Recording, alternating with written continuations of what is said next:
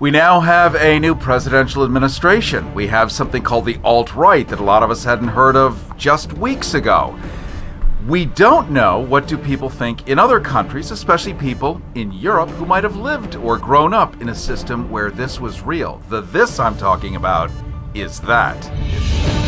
I've spent a decade taking a bite out of conspiracy theories, unraveling urban legends, and grappling with worldwide top-secret issues. I've even racked up some of their awards. All while ferreting out the bottom line. On all topics, controversial, bizarre, and taboo. Interviewing movers and shakers, agitators and muckrakers. But that doesn't answer my question. That is all I'm answering. With me, Cary Harrison, as your guide.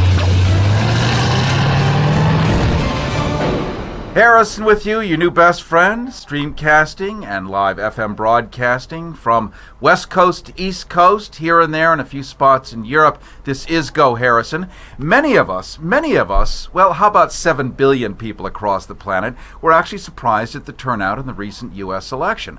We have this new organization called the alt-right, or alt-right, the old right, or whatever they are. All these things that most Americans had never heard of. We're lucky to be joined today by Jan Tussing. He's an independent journalist, a German journalist, and a filmmaker who has been working with German public radio for 20 years, exactly 20 years now. That would be 2 decades for us Americans who are just learning our math skills. A foreign correspondent for Great Britain, then Western Africa, and until recently for the U.S., based out of Los Angeles. Now working in Frankfurt in the cultural department. You won the LA Press Club Award in 2012 for the International Feature category for a report in poverty in Silicon Valley. Poverty in Silicon Valley. We have what appears to be a very aggressive administration. If you are Steven Spielberg and you're making a movie and you cast all your actors to be a certain way, that's what your movie's about. So we have an administration who's casting his surrounding characters. A lot of people think it looks similar to what we saw in European history, say 70 years ago. American, learning math skills. So should we just assume that everyone's kidding, or what are you guys saying in Europe? Well, I can tell you what the reaction was in Germany, and it was pretty fierce. Nobody thought it would happen. Yeah. And then afterwards everybody said, well, nobody thought Brexit would happen, and then it did. So, actually, I think nobody thought it would happen, even though there was a big, everybody was tense. But then afterwards there was a huge shock, and now, since the election, there's nothing else on the news in Germany but what Trump is doing and thinking to do. Right. We have something here called Godwin's Law, which is whenever you say Nazi or Hitler, immediately people glaze over and you can't talk about anything seriously anymore. It's called Godwin's Law, and it works in the American psyche. The New York Times in 1922 wrote an article about a guy named Adolf Hitler. And they said he's just kidding. He's just stirring up people to get the votes. Once he's in, he's really going to be a nice guy. Then in 1924, after Hitler had been in jail, they said, well, I guess we made a mistake. And yes, Hitler was elected democratically, and people thought he was just a nutcase, and many people didn't think he would last long, especially the ones who were in power, especially the ones who were aristocratic. Of course, this proved to be wrong. And what I think is very similar, and what I think both people like Trump and Hitler draw on, is at the time Hitler said, well, let's make Germany great again, because they had just lost the First World War. Germany had lost so much territories, and they wanted revenge. And I think that's what Donald Trump is drawing on. He wants to make America great again, and he's talking to people who think they are entitled to more. And so there are lots of very dangerous parallels. And I think, what is Trump standing for? I don't know. Is he standing for family values or friendship? I don't know. What does he stand for? And that's the big question for me. Well, and I don't have that answer, frankly. And in fact, nobody seems to when I ask them.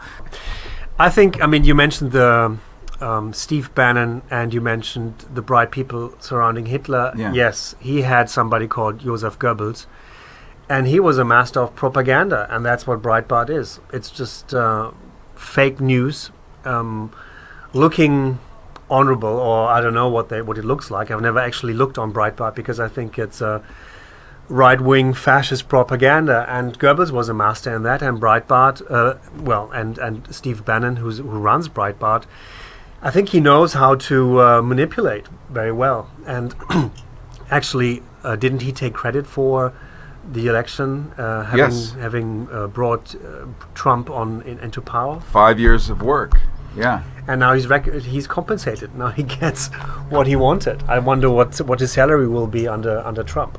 Well, and also to think that this global platform that speaks to a certain kind of appetite would be based in the Oval Office of the White House, of a superpower, is kind of extraordinary. Again, what does Trump really think? You don't know. He says this and then he says that. He contradicts himself all the time. And that's the big danger. Why would he stand for suddenly, tolerance and democracy and pluralism and what have you? No, he stands for what he talked about before. So I think it's going to be very dangerous, especially with all these Nazis now coming out of their rat holes. And what I find very unsettling is when you see all the hate attacks and hatred-motivated attacks that happen in the US right now. I mean, guess what it will be once he's in power on January 20th. The same thing you saw with Brexit, before Brexit and after Brexit. Now you have all these hate crimes soaring in Britain. And that's the big danger. And I think Trump, he's going to be like Pippi Longstocking. He will just make the world as he pleases, and he won't have any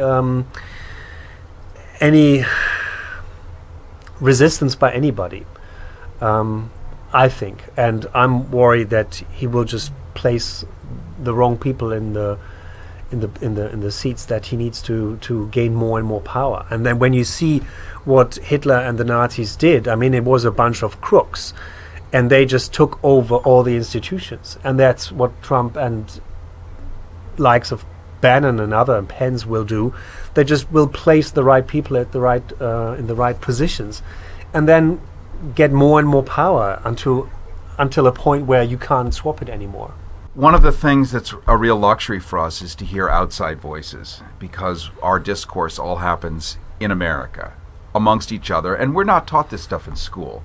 We have no institutional memory. We have no history of anything. George Washington never told a lie and rode across the Potomac. That's about it. So we don't really understand this stuff. Well, I want a last point. I learned a friend of mine voted for Mr. T because she wanted a businessman in the White House. And not from the A team. That's a different Mr. T. Yes, and I was shocked, and I don't know how to, talk to her now, because to me it's like a personal offense. She voted for somebody who is against all what I stand for, all my lifestyle. Yet she is an artist, struggling one, and tries to make ends meet in Los Angeles. And I wonder, why on earth would she vote for Donald Trump? And I think there's so many people who just did the same thing, and it's a total confusion in this country where people don't know what's right and wrong. And I think the problem here, what I see from the outside, is that you don't have any compass. North, south, east, west. People don't know where's what, and everybody's talking, and by talking and just not stating the facts, because people don't know what the facts are anymore. Everybody's confused. And what I see when I came to this country, especially since the election, is nobody knows anymore. Is he gonna turn America into a fascist state or not? Is he saying things just to gain attention?